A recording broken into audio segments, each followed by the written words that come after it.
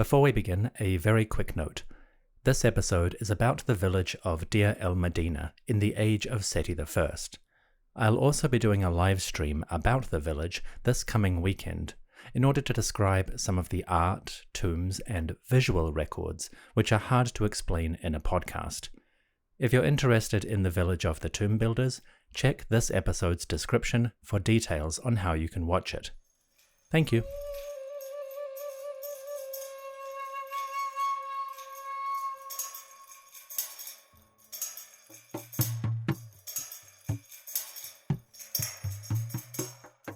Iri Nini and Chen, I make a welcome for you.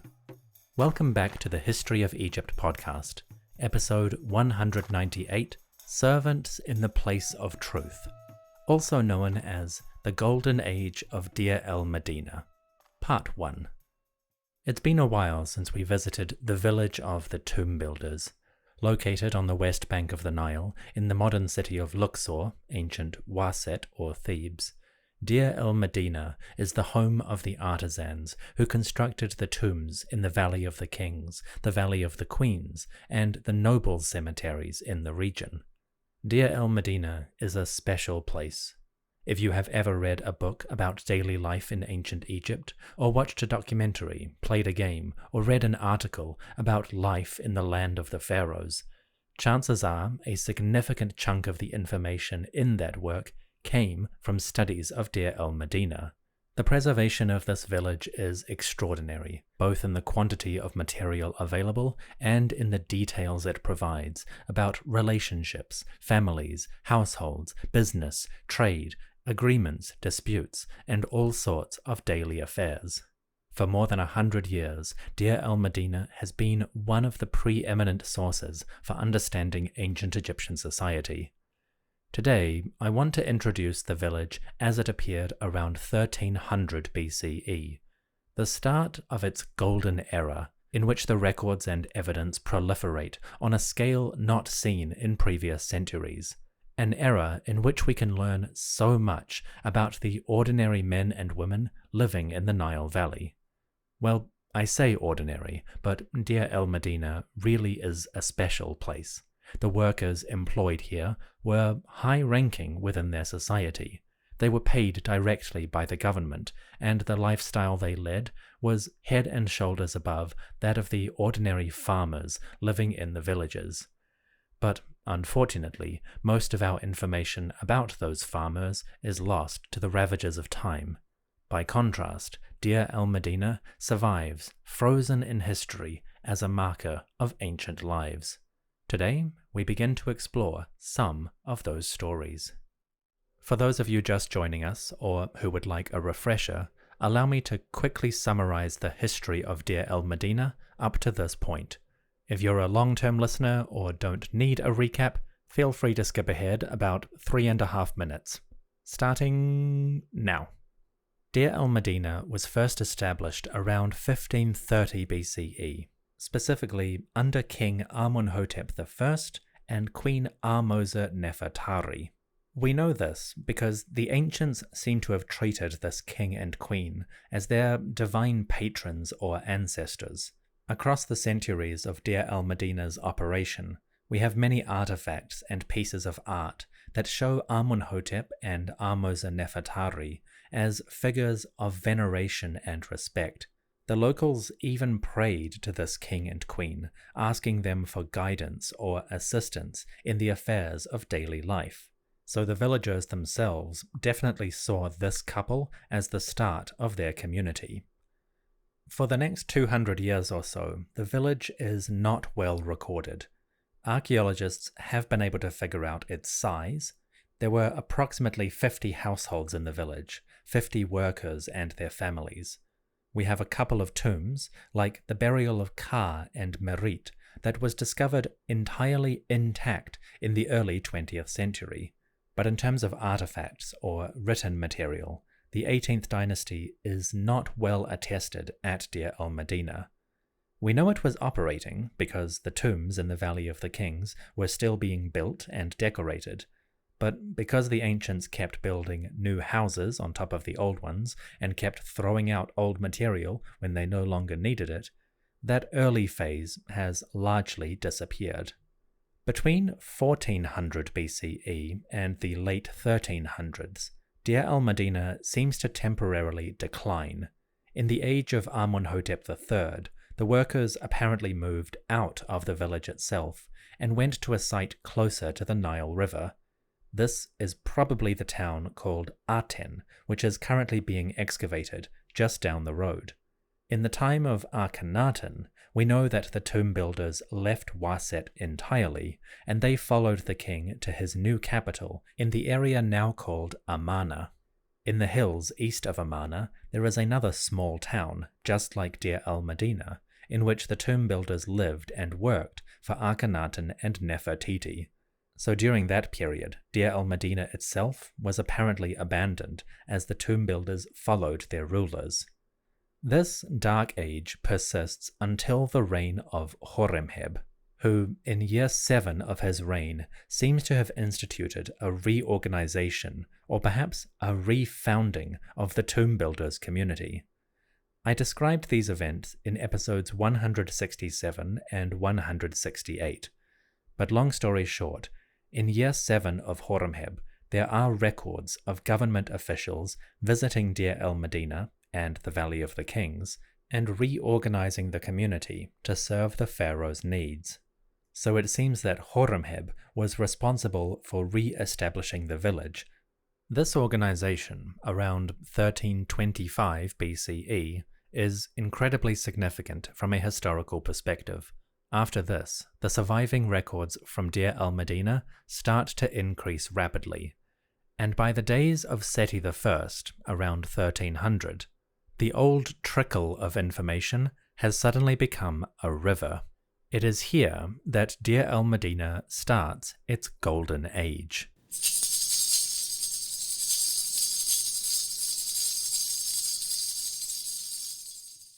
So we have a brief history of Deir el Medina as a community.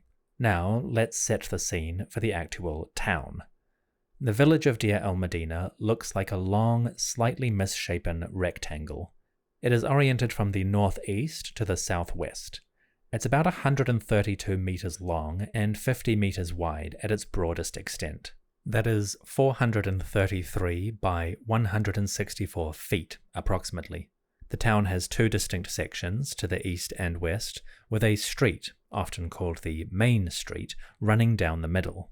Within that area, the houses cluster together in a mostly orderly pattern. A typical Deir el Medina house seems to have 1 or 2 stories plus a roof level. On the bottom floor there is an entrance room, a living area, often supported by a column, a working room, a kitchen, and a cellar. The private spaces seem to be upstairs, either on a second story or up on the roof to avoid the heat. Unfortunately, the second stories do not survive archaeologically. We know they existed from artistic depictions in the tombs of Deir el Medina, and by comparison with early modern houses in Egypt itself, the Middle East, and North Africa. So the private spaces were most likely on that second story, and people probably slept on the roof, outdoors, to enjoy the breeze and cooling air. What about the population? At the end of the 18th dynasty, when King Horemheb died, the village seems to have had 53 households, that is, 53 identifiable workers plus their families. That would probably give the village a population of around 250 to 300 people. That is a rough estimate based on the sizes of families that we know about. For example, the draftsman Pai and his wife Merit Ra had 6 children in total, including 4 sons and 2 daughters. From those children, we can identify another generation of 7 grandchildren, so the family expanded significantly over just a few decades. Another family, belonging to the overseer Baki, had 12 children from just one couple. It's not clear how many of these children survived to adulthood, and how many might be resident in the family home at any one time. But if we take 5 or 6 individuals as a rough figure for the average family, the 53 identifiable households probably represents a population of about 300 people, at least at the death of Horemheb. Shortly after Horemheb, the village expanded significantly. In the days of Sety I and his son Ramesses II, archaeologists have identified a rapid expansion, adding another 15 households. That brings us to a total population of 68 households, maybe representing 350 to 400 people. This expansion is visible archaeologically. I mentioned before how the village is divided in two, an east section and a west section, with a main street running down the middle. Well, about 3/4 of the way along the length of the village, that main street suddenly deviates from its north to south trajectory, suddenly going east to west. It kind of bends off and then resumes its southward path. This redirection gives a very distinct boundary for the southern portion of the village, and all of the houses in this area seem to have been constructed around the same time. Apparently, when Sety I came to power, he decided that the village needed to be larger. There needed to be more workers in order to build and decorate the tombs. As a result, archaeologists can identify a sudden period of expansion. One of the great things about this expansion is that it also leads to an increase in records, and as a result, scholars are able to identify individual families, including the parents and children over several generations. What's more, they can even connect specific houses with those individuals and groups. For example, in the southern extension, constructed in the days of Sety I, there are 15 new houses, 6 on the west side of the street and 9 on the east. Remarkably, scholars can identify most of the families that owned those houses. The most significant one is a house belonging to Sennedjem. Sennedjem is a prominent individual at Deir el Medina in the days of Sety I. He is most famous for his tomb, which is just up the hillside next to the modern visitors center.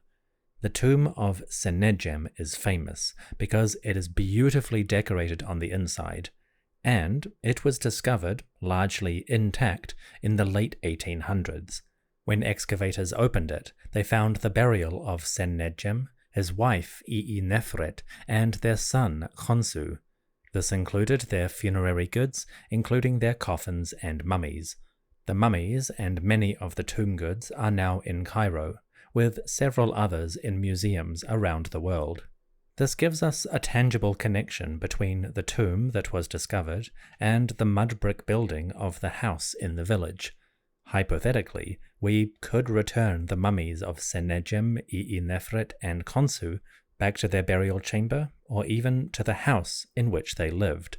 This kind of physical connection between artifacts, monuments, and individuals is extremely rare in Egyptology, especially for people who are not royalty. That preservation is one of the things that makes Deir el Medina so gosh darned special. The house of Sennedjem is just one example of an identifiable family.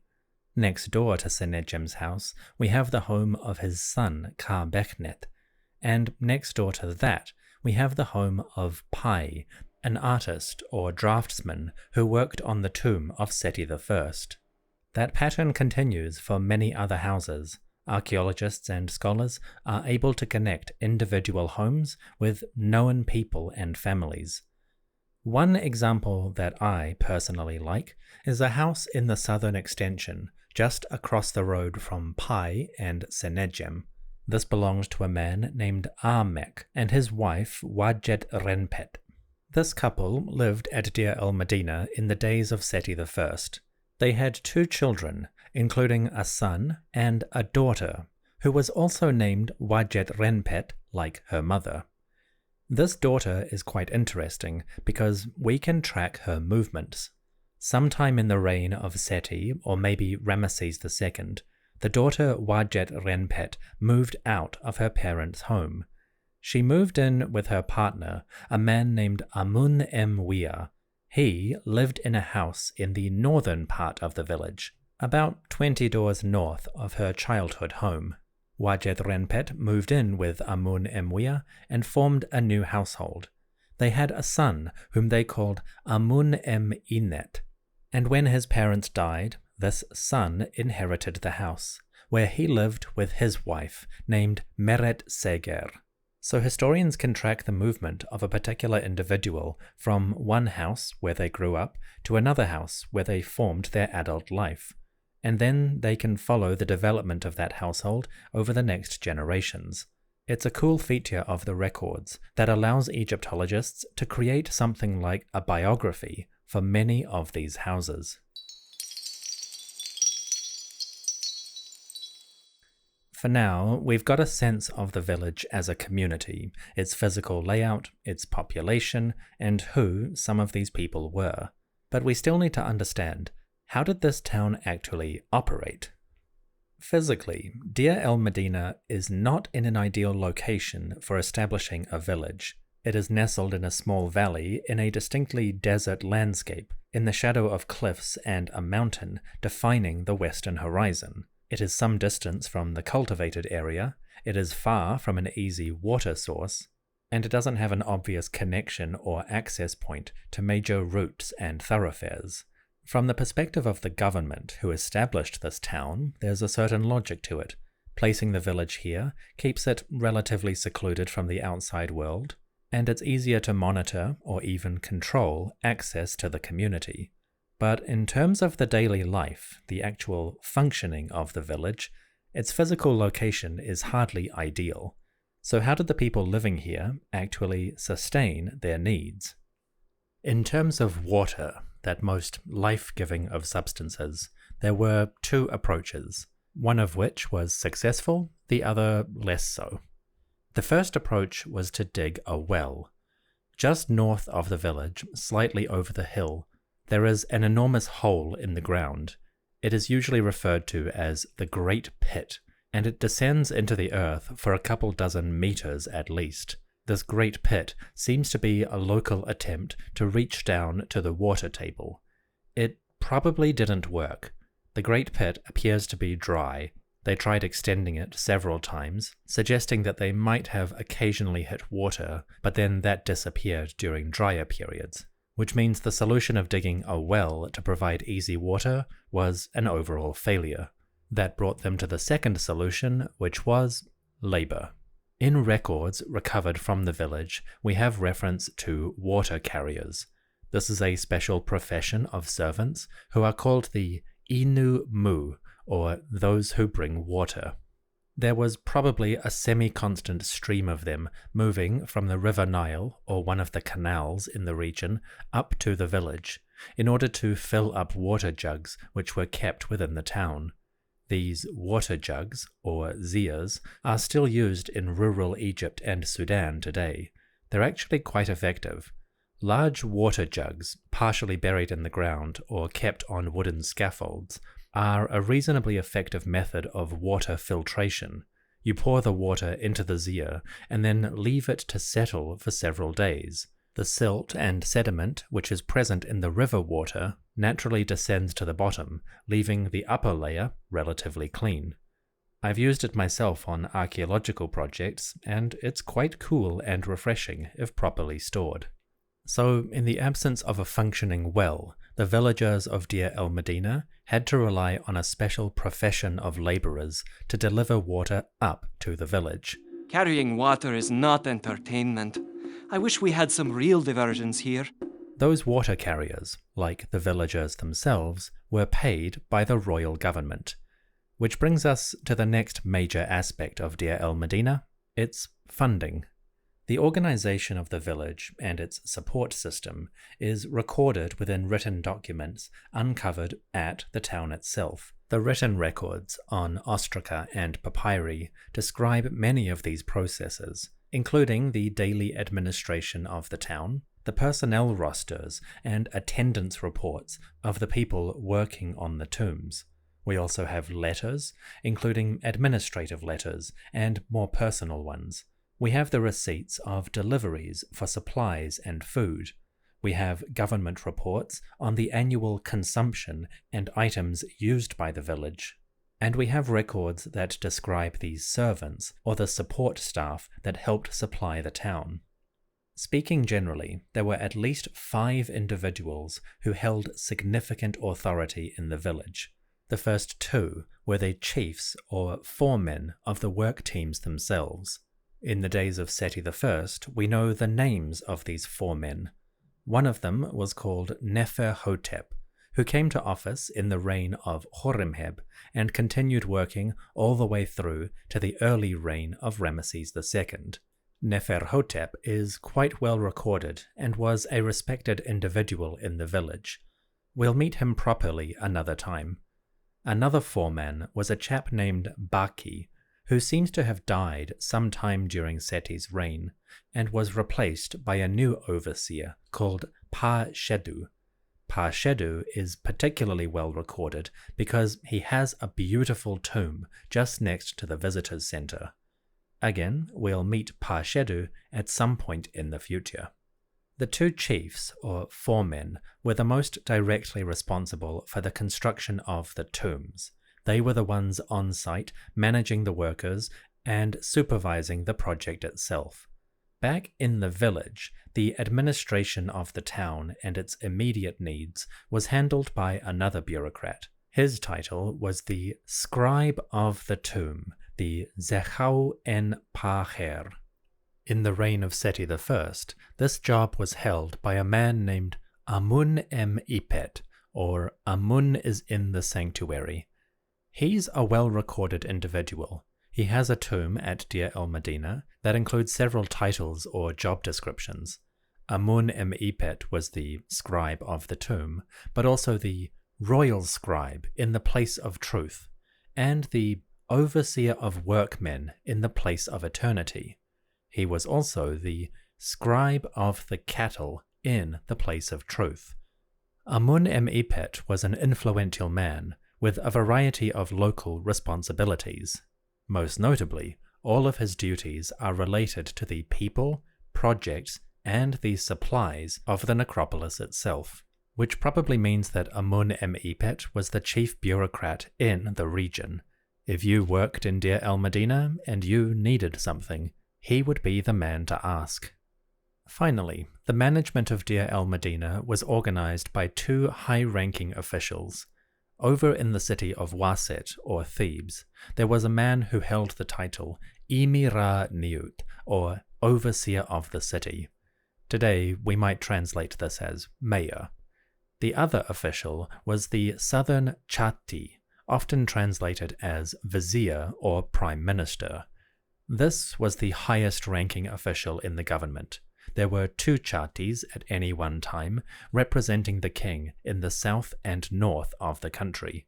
In the days of Sety I, the southern Chatti, or vizier, was a man named Pa-Ser. Notably, Pa-Ser had actually been the mayor or overseer of the city prior to reaching his higher office. So this man was probably responsible for the extension and reorganization of the village that took place under Sety I. We don't know a lot about Pa-Ser, although we do have some information that I'll explore at a later date. For now, it's enough to know that Sety I's highest official was this individual, who had been promoted from the local administration to the top tiers of government authority. That probably gave the scribe of Deir el Medina, Amun-Em-Ipet, and the workers a direct line to the king himself. That might have helped them in periods of difficulty. If they needed something unusual, they had a strong connection to the highest levels of government.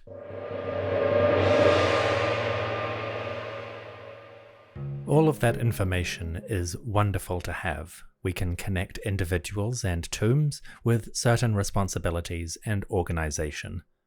But down at the ground level, in the daily affairs of this community, how did all of that admin come together? Well, thanks to the abundant material from Deir el Medina, we have an excellent record of the supplies that came to the village regularly. This included fuel items like firewood that would be used for lamps and fires, but it also included the food which the workers would need to support themselves and their families. These records usually appear in the form of deliveries, written on shards of stone or pottery that we call ostraca. The records take the form of lists that describe the items that are being delivered and the quantities, as well as the date on which the delivery was made. There are many, many, many of these records from the village itself. As an example, here is a delivery from the reign of Sety himself. It says, quote, Year 3, the 3rd month of Arket, the flood season, day 10. Delivered on this day, 2,400 units of firewood, 32 units of kindling, 80 pottery vessels, the small type, small pottery dishes, 90 of them, and small depi pots, 40 of them. These kind of shopping lists are abundant, and they're surprisingly consistent over time. From that, scholars can estimate that deliveries seemed to arrive in the village every 10 days or so. This is once every week in the Egyptian calendar. The items apparently arrived in bulk, delivered directly to the village, where they would be divided between the workers themselves and the local administrators. The supplies were divided according to rank. The 2 foremen or chiefs of the gang and the scribe of the tomb all received larger shares than your average worker. Based on the records, historians have reconstructed a rough division as follows. For the firewood, a worker would get 2.5 units, whatever that means, every 10 days. The chiefs and the scribe of the tomb would each get 5 units every 10 days. For the kindling, a worker would get half a unit every 10 days, while the chiefs and the scribe would get 1 unit each. And animal dung used for fuel would arrive in sacks. A worker would get 1/4 of a sack every 10 days, and the chiefs and scribe would get half a sack each.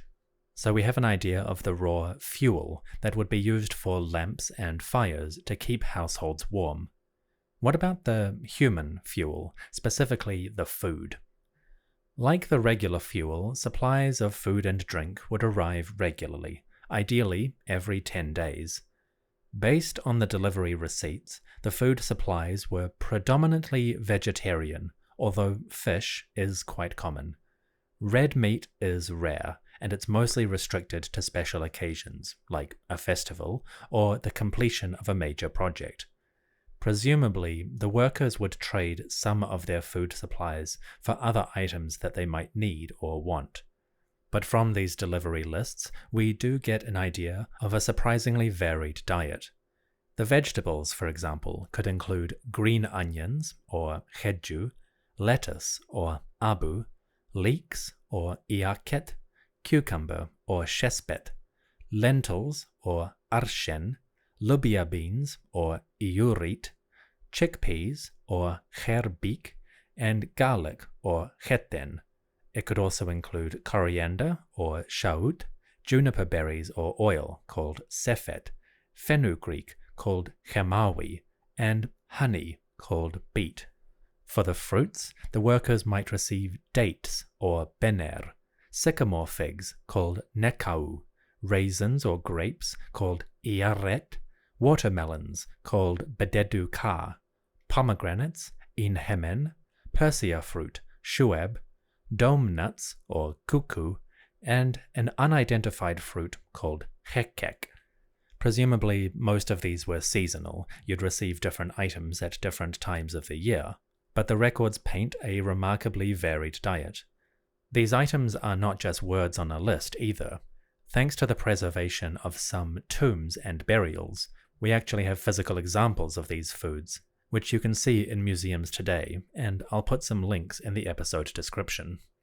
On the protein side of things, the most common meat was fish. This could be delivered in 3 different states. It could arrive gutted, or weges, filleted, or peka, or complete, called tem. Again, we can figure out the rations of the individuals based on the delivery lists. The chiefs and the scribe of the tomb would receive 7.2 kilograms, or 16 pounds of fish every 10 days. The workers, meanwhile, would receive 3.6 kilograms, or 8 pounds of fish every 10 days. That sounds like a lot of flesh to receive all at once, especially considering the Egyptians did not have refrigeration. So if they are receiving several kilograms of fish all at once, how are they going to store it? Well, again, the delivery lists give us some insight. Along with the gutted, filleted, or whole fish, there are also references to preservation. Some fish arrived salted, or chemayit. Some of it was dried, or sho, and some of it was fresh, or waj. Again, food items discovered in burials help corroborate these descriptions. In the tomb of Ka, which was discovered in the early 20th century, there are large bricks of salt, which he was apparently going to use for preserving food in the afterlife. So it appears that the fish was arriving in a mixture of states. Some of it was already preserved in different forms, and some of it was fresh, to be cooked immediately or salted, according to individual tastes. The delivery of food was all organized by the royal administration. It wasn't a restrictive supply. The workers do seem to have produced their own items and traded amongst each other and in the local economy. Some families even had farmland in other parts of the country, and they mentioned them in letters or business deals. We'll tell all of those stories in the future because some of them are quite dramatic and even evocative now and again. But the point is, the town relied on the royal administration to supply most of its needs. But the workers and people living at Deir el Medina were able to trade amongst themselves and with the surrounding communities. They weren't restricted in where they were going or what they were using. Finally, there is one aspect of these workers' employment and their livelihoods that I would quite like to mention. It comes from the reign of Sety I, and it has to do with a worker in the village. A man named Parshedu, who was part of the workforce that constructed Sety's tomb. Parshedu lived in the village with his wife, Makhayib, and he has a tomb that was discovered and excavated in the 1920s. I should note that Parshedu is quite a common name in the village, and there are several individuals with the same moniker. This Parshedu should not be confused with a more famous one who has a particularly beautiful tomb just near the visitors center.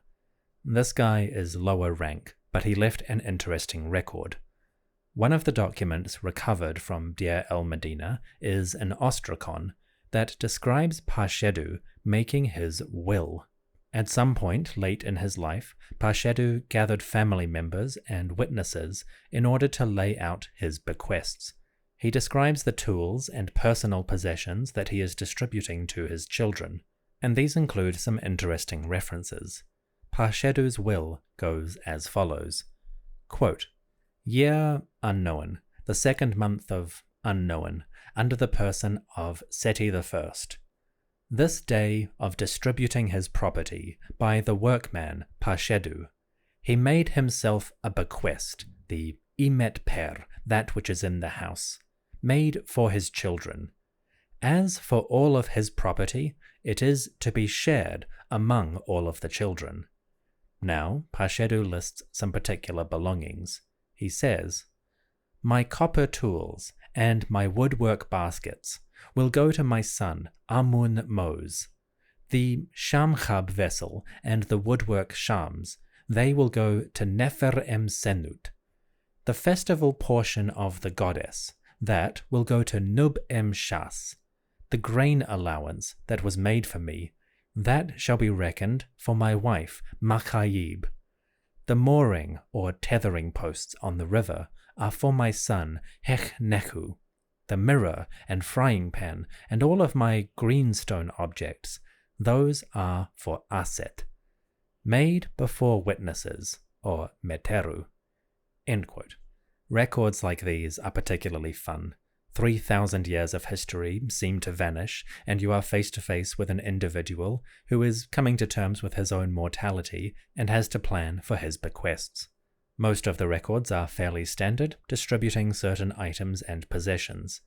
Notably, Parshedu is able to transfer his income, or grain ration, to the benefit of his wife, Makhayib, and he also passes the ownership or the right to use a mooring post down on the river Nile to one of his sons. This kind of record gives us a hint at the economic independence of these people. They were government employees, yes, but that didn't mean that everything they owned belonged to the government. Their income or food ration was provided by the state, but even after he died, Pashedu's income was able to transfer directly to his widow for her benefit so that she would not be destitute. It almost sounds like a remarkably modern sense of pensions and life insurance. Pashedu worked for the government, and the government provided benefits.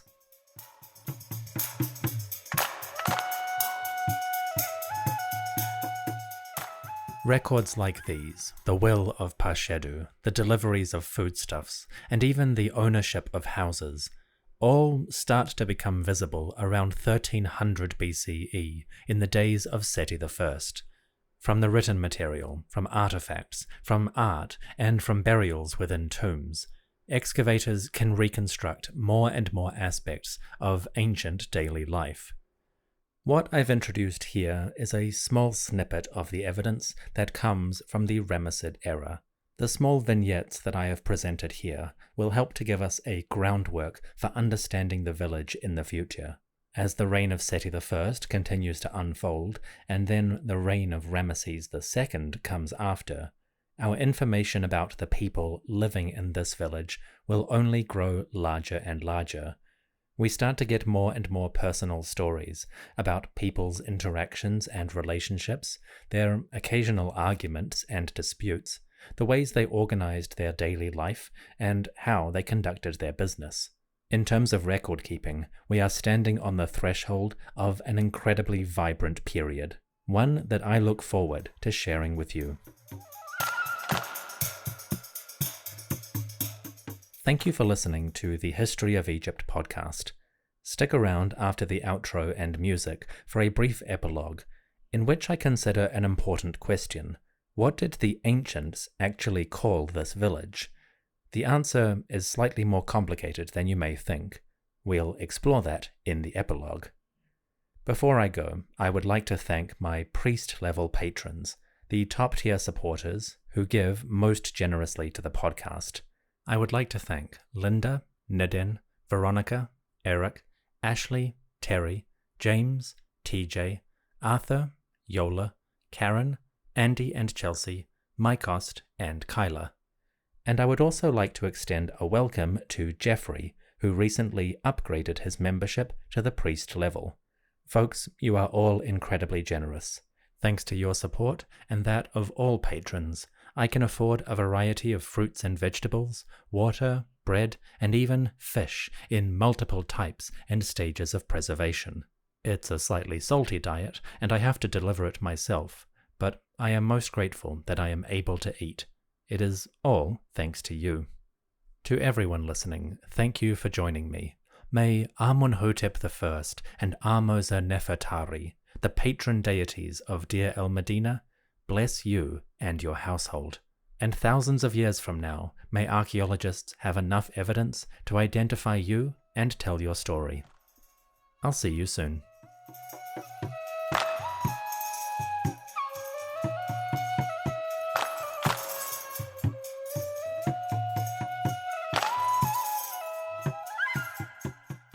For enthusiasts of ancient Egypt, you will often find Deir el Medina referred to as the Set Ma'at, or the Place of Truth. This is the name that appears on Wikipedia and in countless books and documentaries about the ancient village. However, whether the Set Ma'at, Place of Truth, actually refers to Deir el Medina specifically, that is slightly more complicated than you might expect.